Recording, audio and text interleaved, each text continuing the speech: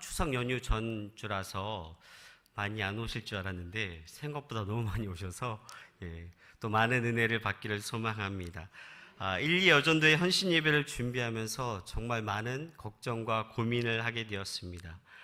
이미 은퇴를 하셨고 또 은퇴가 얼마 남지 않은 회원들에게, 우리 성도님들에게 어떤 말씀을 전해야 하나 정말 많이 고민을 했습니다. 주님을 섬기고 가정을 보살피며 연골이 다 달고 온몸이 다 쑤시는데 우리 큰 누님들에게 아들뻘 되는 제가 어떤 말씀을 전하고 또한 어떤 현실을 요구해야 될지 정말 난감하고 어려웠습니다. 만약 열정을 가지고 도전을 선포하며 헌신을 요구했다면 꼭 이런 소리를 들을 것만 같았습니다. 이거 김전도사 너도 살아봐라. 내 나이가 되면 그게 되겠니? 이 말이 귀에서 떠나지 않았습니다. 그때 한 단어가 생각났습니다. 한 문장이. 나이가 드시면 잠이 없어진다는 말이었습니다. 그래서 오늘 말씀을 아침에 일찍 일어나라는 제목으로 말씀을 나누려고 합니다. 오늘 말씀을 통해서 우리 큰 누님들이 충분히 헌신하고 결단할 수 있도록 또 함께 예배하는 모든 성도들이 하나님의 은혜 가운데 아침을 어떻게 맞이할지를 함께 은혜를 나누는 복된 시간 되기를 바랍니다. 그래서 먼저 질문을 하나 드리겠습니다. 성도님들은 하루의 시작을 어떻게 시작하십니까? 모든 사람이 정말 분주하고 정신없이 하루를 시작하지 않습니까? 1학년인 저의 둘째 아들이 방학이 끝나고 개학이 시작되어 등교를 하게 되었습니다. 아침에 일어나자마자 저를 빤히 바라보며 아주 짜증이 섞인 목소리로 크게 소리를 쳤습니다. 학교 가기 싫어! 이러던 거예요. 학교는 왜 다녀야 하는 건지 저에게 큰 목소리로 얘기하면서 도대체 누가 학교를 만들었냐고 갑작스럽게 저에게 질문을 던졌습니다. 웃음밖에 나오지 않았습니다. 저의 둘째 아들의 2학기는 이렇게 시작되었습니다. 그래도 지금은 학교를 잘 다니고 있습니다. 그럼에도 불구하고 우리 둘째를 위해서 많이 기도해 주시길 바랍니다. 하나님께서 천지를 창조하시며 하루를 기록하실 때 저녁이 되고 아침이 되니 이는 첫째 날이니라라고 기록하고 있습니다. 둘째 날부터 여섯째 날까지 모두 동일하게 기록되어 있습니다. 그래서 구약시대는 하루가 밤에 시작하여 낮으로 끝나는 시간의 개념을 가지고 있었습니다. 중동지방의 더운 낯을 피해 밤에 활동을 하므로 일의 효율성을 높이는 중요한 생활 패턴이었습니다. 신학적인 견해로는 어둠, 밤이라는 죽음의 시간을 반드시 통과해야 밝고 빛나는 부활의 아침을 맞이할 수 있다는 의미가 부여되고 있습니다. 주 안에서 어젯밤 잘 죽으시고 오늘 아침 잘 부활하셨습니까? 하루는 시간 안에 있는 일의 시작을 계획하고 그 일을 실행하고 매듭짓는 일상의 삶을 담고 있습니다. 또한 하루의 시간을 넘어 긴 시간을 필요로 하는 계획과 또한 사건들은 끊임없이 이 일들이 우리의 삶 가운데 생기게 되고 그 일을 성취하기 위해 다짐과 결단, 계획과 땀 흘림, 또한 매듭과 성찰의 시간들을 보내야만 합니다. 오늘 본문 말씀은 하루라는 이 시간 동안 일어나는 여러 가지 사건 가운데 다윗이 그 일들을 어떻게 마주하고 대하고 있는지를 보여주고 있습니다. 오늘 본문 말씀 이전에 16장에는 사무엘이 갑자기 찾아와 다윗에게 기름을 붓고 아무 말 없이 사라지는 장면이 기록되어 있습니다. 사무엘상 16장 13절 말씀에 사무엘이 기름불병을 가져다가 그의 형제 중에서 그에게 부었더니 이날 이후로 다윗이 여호와의 영에게 크게 감동되니라. 사무엘이 떠나서 라마로 가니라. 양을 치던 다윗을 불러서 기름을 붓자 다윗은 여호와의 영에 크게 감동되었습니다. 사무엘의 고향 라마에서 베들레헴까지는 무려 18km의 거리로 그 먼 거리를 와서 다윗에게 기름을 붓고, 그런데 그 어떤 말도 그 이유도 말하지 않고 사무엘은 자기 고향 라마로 돌아갔습니다. 이 얼마나 황당한 일입니까? 기름을 붓고 그 이유를 말해주지 않았습니다. 기름 부음은 왕, 제사장, 선지자를 하나님께서 택하시고 세우실 때 사용하시는 방법입니다. 유다 지파였던 다윗은 레위 지파만으로 세워진 제사장으로서의 기름 부음도 아니었고 이미 선지자로 사무엘이 사역하고 있었기에 선지자를 세우기 위한 기름 부음도 아니었습니다. 그렇다면 남은 것은 왕으로서 선택하고 기름 부음 받음이었는데 이스라엘의 왕으로 선택받은 다윗은 여호와의 영에 감동된 후 그에게는 어떠한 일도 어떠한 사건도 일어나지 않았습니다. 왕의 기름 부음을 받은 다윗에게 주어진 것은 변함없이 양을 치는 목자의 삶과 악령으로 시달리는 사울 왕을 수금으로 치유하는 일이었습니다. 평범한 일상의 삶이었습니다. 그런데 그때 마침 블레셋 군대가 이스라엘을 침략해 왔습니다. 블레셋 장수 골리앗은 하나님의 군대인 이스라엘을 조롱하였고 하나님의 이름을 멸시하였습니다. 골리앗의 위풍에 눌려 사울과 그 군대는 감히 나가서 싸울 엄두도 내지 못했습니다. 사울 왕과 그의 군대는 하나님을 신뢰하지 않고 눈에 보이는 골리앗의 힘에 기가 죽어있는 무능력한 모습이었습니다. 이에 맞선 자가 바로 우리가 잘 알고 있는 다윗입니다. 다윗이 물맷돌로 골리앗과 맞서 싸울 때 그는 만군의 여호와의 이름으로 싸워 승리하였습니다. 그 모습이 사무엘상 17장 후반절에 기록되어 있습니다. 그런데 하나님의 기름 부으심과 블레셋의 침략 그리고 다윗의 승리 가운데 너무도 평범한 일상의 사건인 다윗이 아버지의 이새의 심부름을 한 이야기를 굳이 기록하고 있습니다. 저는 오늘 본문 말씀이 다윗에게 가장 위대한 순간이며 다윗의 삶 가운데 가장 잘한 일이라고 생각합니다. 이는 우리 일상의 삶에서 순종과 헌신이 하나님의 나라를 세워가는데 얼마나 큰 역할을 하는지 우리에게 말해주고 있습니다. 그 시작이 오늘 제목처럼 아침에 일찍 일어나는 것으로 시작하고 있습니다. 이 작은 사건을 통해 하나님께서 우리에게 요구하는 것이 무엇인지를 함께 생각해 보려 합니다. 다윗이 아침에 일찍 일어난 것은 그 첫 번째가 절대 순종 때문이었습니다. 블레셋이 전쟁을 걸어오자 이새의 아들 중 첫째 엘리압과 둘째 아비나답과 셋째 삼마가 전쟁에 동원되었습니다. 당시 다윗은 사울에게로 왕래하며 수금을 치고 그의 아버지의 양을 칠 때였습니다. 아버지 이새가 다윗을 불러 전쟁에 나가는 형들의 안부를 살피고 증표를 가지고 오라고 심부름을 시킵니다. 본문 19절입니다. 그때의 사울과 그들과 이스라엘 모든 사람들은 엘라 골짜기에서 블레셋 사람들과 싸우는 중이더라. 이스라엘 군대 곧 형들이 진을 친 곳은 엘라 골짜기였습니다. 다윗의 집이었던 베들레헴에서 무려 25km나 떨어진 곳입니다.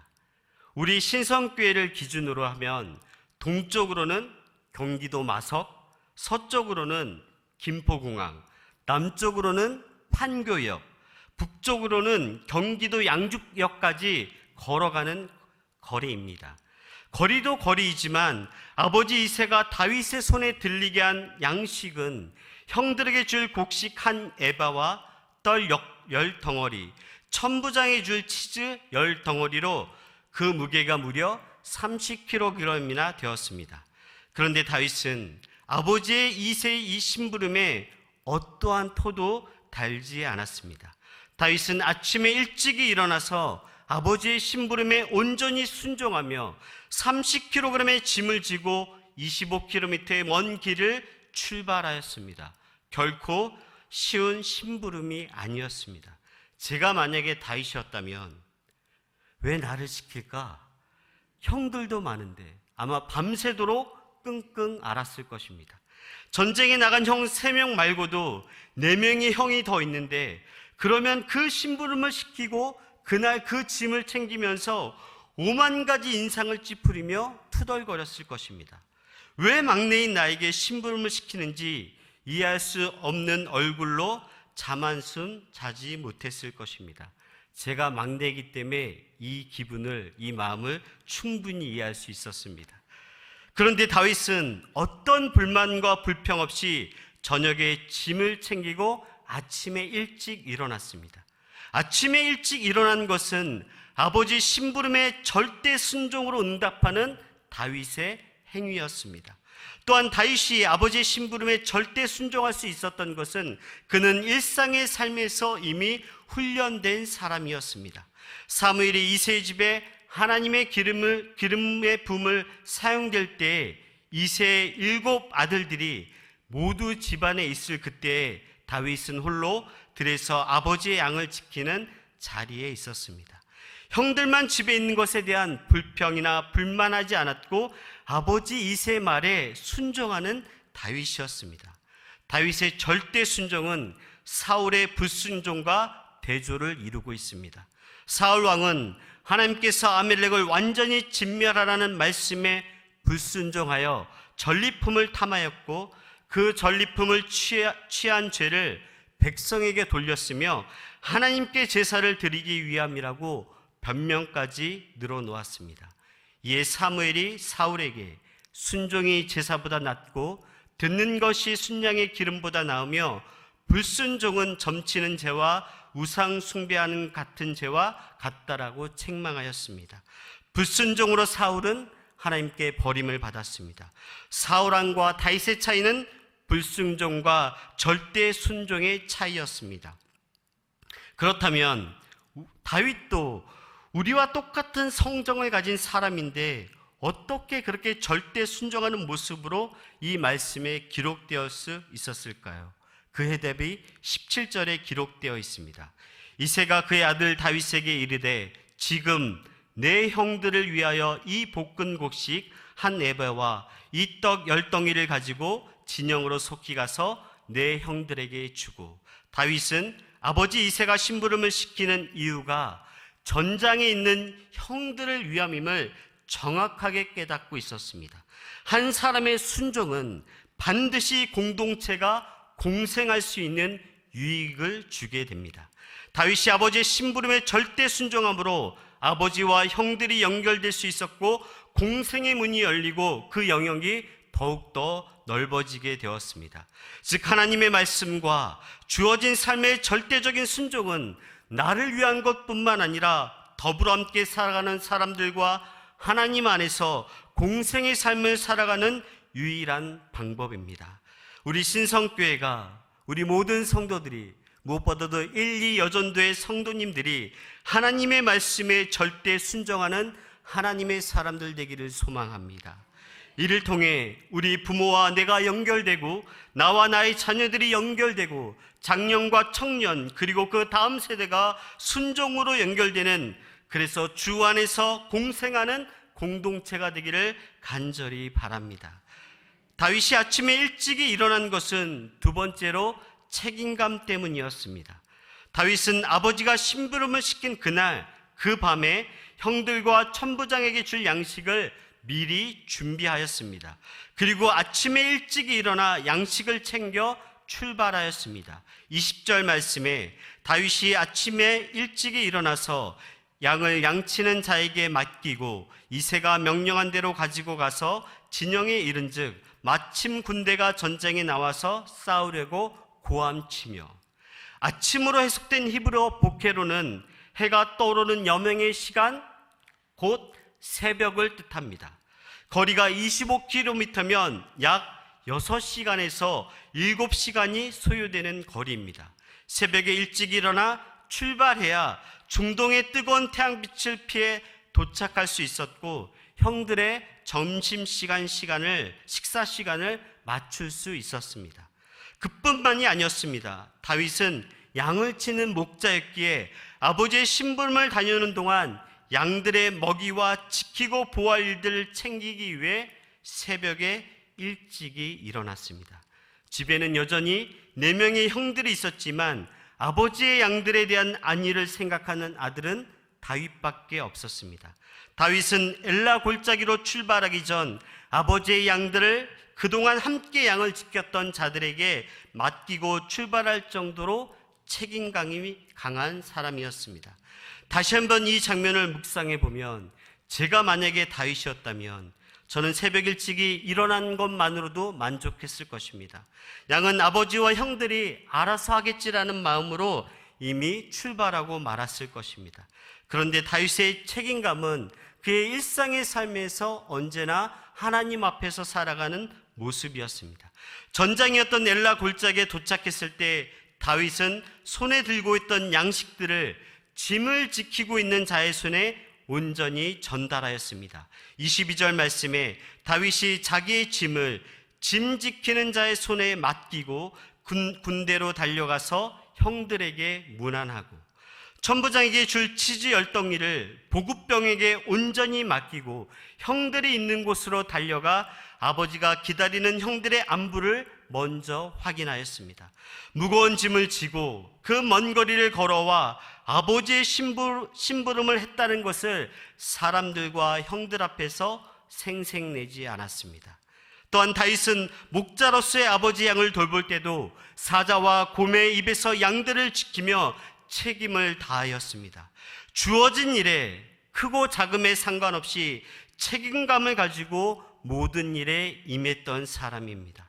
이렇게 책임을 다하는 다윗의 삶이 목자에서 새로운 사명의 길로 접어드는 전환점이 됩니다.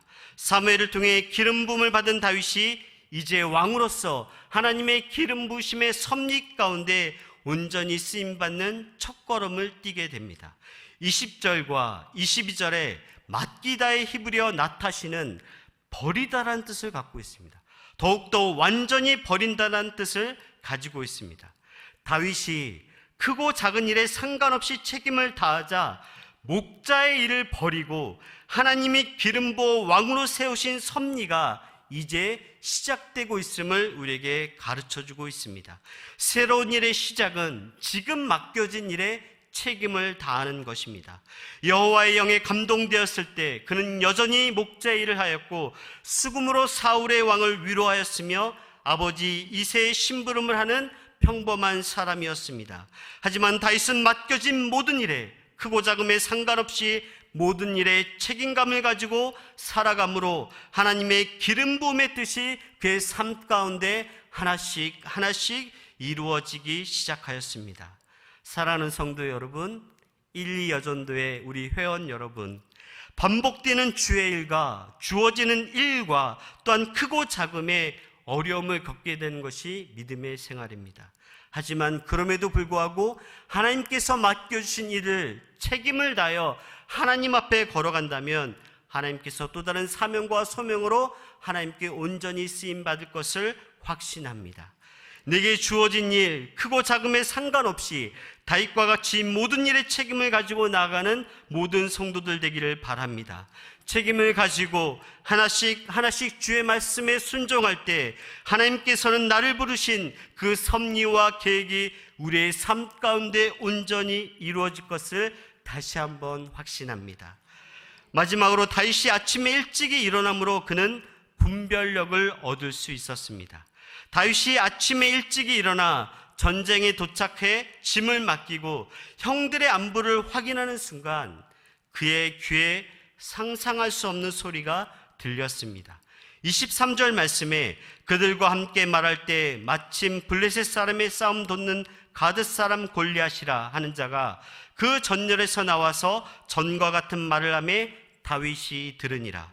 다윗에게 들린 소리는 블레셋의 장군 골리앗이 40일 동안 떠들었던 소리였습니다. 그 소리를 들은 이스라엘 군대는 겁에 질려 도망까지 하게 되었습니다. 이스라엘 군대를 조롱하고 하나님을 업신여기며 욕을 퍼붓는 소리는 곧 하나님을 모욕하는 소리였습니다. 다윗에게 거룩한 분노가 일어났습니다. 그런데 그때 또 다른 소리가 들려왔습니다. 눈에 보이고 손에 잡힐 듯한 세상의 소리였습니다. 25절 하반절 말씀에 그를 죽이는 사람은 왕이 많은 재물로 보하게 하고 그의 딸을 그에게 주고 그 아버지의 집을 이스라엘 중에서 세금을 면하게 하시리라. 골리앗을 죽이는 자에게는 많은 재물과 왕의 딸을 주며 이기는 자의 집안의 세금을 면제해 주겠다라는 포상의 소리였습니다. 다윗이 골리앗을 죽이기만 한다면 이스라엘의 영웅으로 등극할 수 있는 순간이었습니다. 부와 명예와 권력을 한 방에 이룰 수 있는 로또와 같은 시간이었습니다. 다윗이 흔들리지 않았겠습니까? 그런데 26절에 보면 다윗이 꼭 흔들리는 것 같은 모습이 기록되어 있습니다. 26절에 이스라엘의 치욕을 제거하는 사람에게는 어떠한 대우를 하겠느냐? 다윗이 포상에 대해 한 번 더 질문을 던집니다. 다윗도 사람인데 부와 명예와 권력이 탐나지 않겠습니까? 여러분들은 어떻게 하시겠습니까?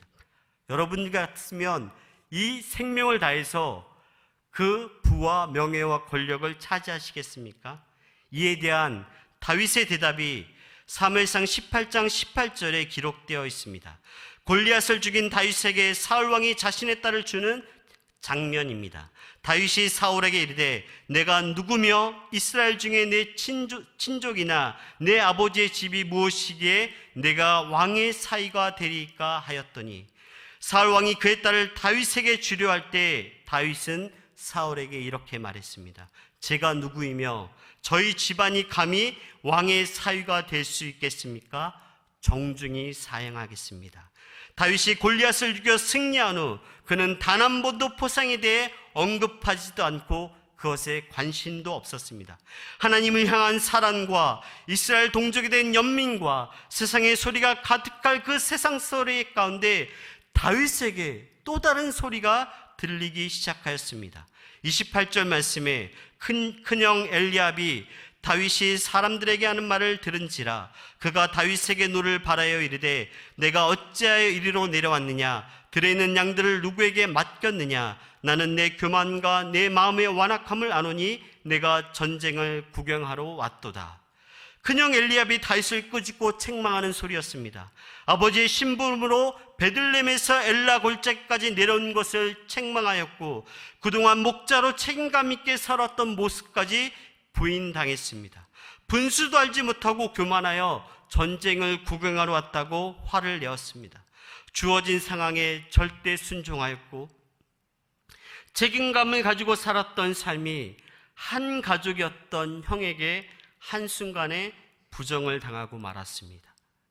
한 집안의 한 형제에게 자기의 모든 삶을 부정당했습니다. 다윗이 골리앗을 보며 거룩한 분노로 하나님을 향할 때 큰형 엘리압은 다윗을 향해 이유 없는 분노를 내고 있었습니다. 다윗이 얼마나 억울했겠습니까? 그런데 다윗은 큰형 엘리압의 소리에서 돌아섭니다. 30절 말씀에 돌아서서 다른 사람을 향하여 전과 같이 말하며 백성이 전과 같이 대답하니라. 자신의 삶이 부정당하는 억울함 속에서 돌아서서 큰형 엘리압을 상대하지 않았습니다. 큰형 엘리압의 분노에 맞서지 않았습니다. 다윗은 전쟁의 한복판에서 무엇이 중요한지를 명확하게 깨닫고 분별할 수 있었습니다. 다윗이 다시 한번 전과 같이 말했다는 것은 사울 왕이 골리앗과 싸움을 승리했다는 것을 다시 한번 확인하기 위함이었습니다. 다윗은 골리앗이 하나님의 군대를 모욕하는 소리와 승리의 대가로 주어지는 세상의 소리와 가족의 오해와 이유 없는 분노의 소리에 봉착하였습니다. 이때 다윗의 판단, 그의 분별력과 선택은 하나님의 이름이 업신여김을 받는 것에 대한 거룩한 분노였습니다. 26절 하반절에 이 할례 받지 않는 블레셋 사람이 누구이기에 살아계신 하나님의 군대를 모욕하겠느냐? 다윗은 살아계신 하나님의 군대가 모욕당하는 것을 참을 수가 없었습니다. 그래서 다윗은 전쟁에 나가 골리앗과 마주하였습니다. 이제는 블레셋의 신들의 이름으로 다윗을 저주하는 소리까지 들리게 되었습니다. 이때 다윗은 만군의 여호와의 이름을 의지하며 전장에 나아갔습니다. 우리 45절 말씀을 함께 읽겠습니다. 시작.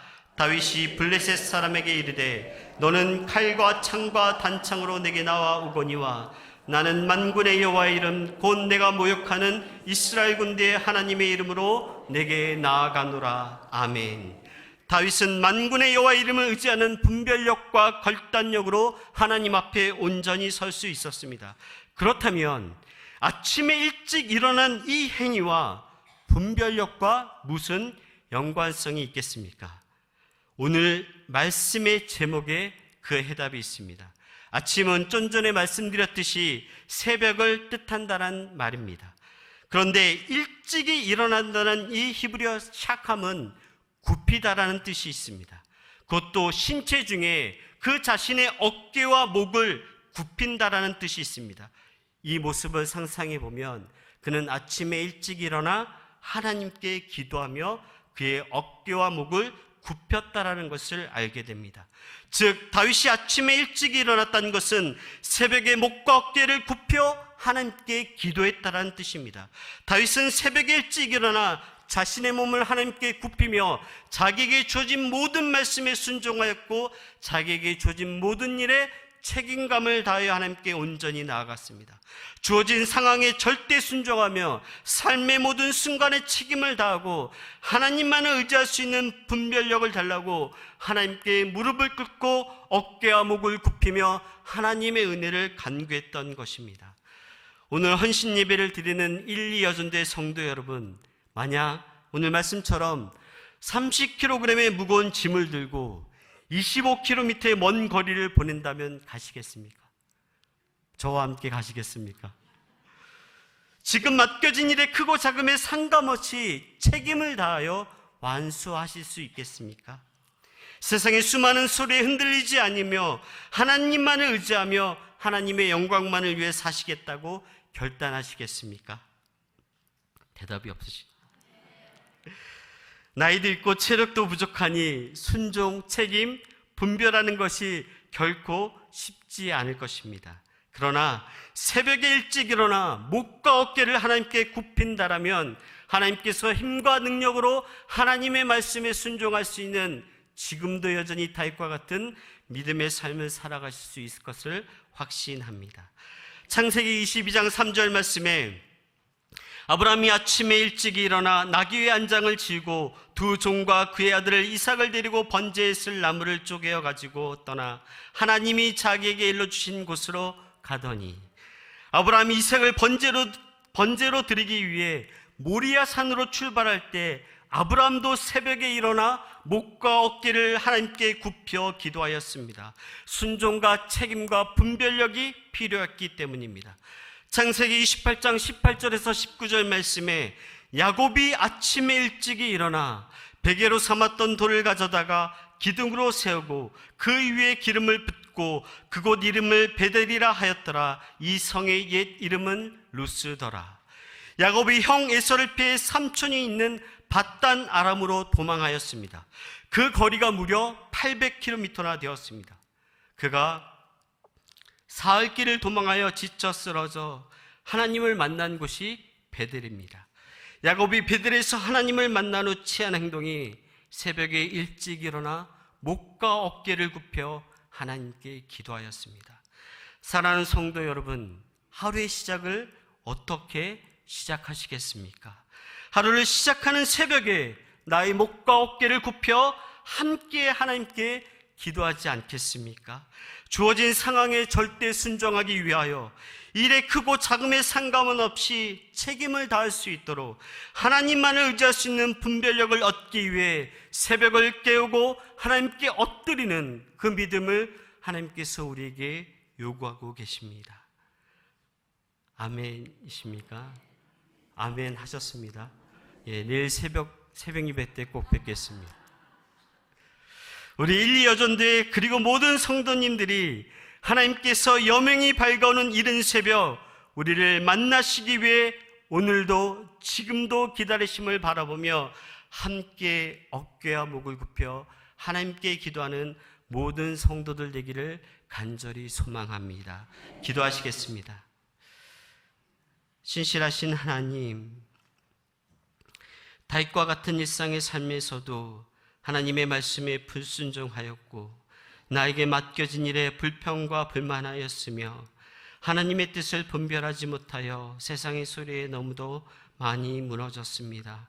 그럼에도 불구하고 오늘 말씀 의지하여 주께 나아가오니 우리가 어깨와 목을 굽혀 하나님께 기도할 때 하나님의 세밀한 음성을 듣고 주의 말씀에 순종하며 우리에게 맡겨진 일들을 책임감 있게 수행하고 하나님께서 우리에게 주시는 그 놀라운 은혜 가운데 이 세상을 분별할 수 있는 영의 은혜를 더하여 주시옵소서.